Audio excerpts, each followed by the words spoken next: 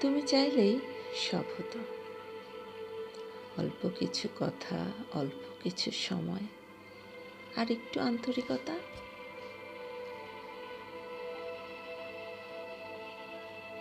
তুমি চাইলে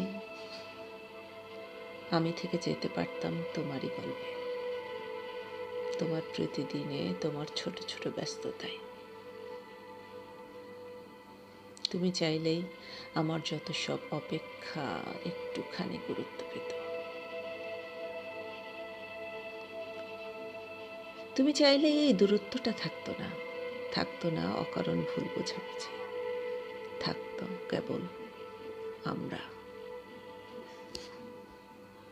সবটা খুব কঠিন ছিল না,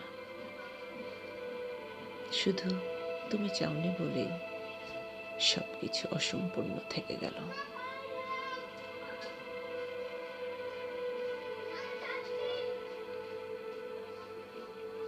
তুমি চাইলেই হতো মাহবুব সর্দার সবুজ।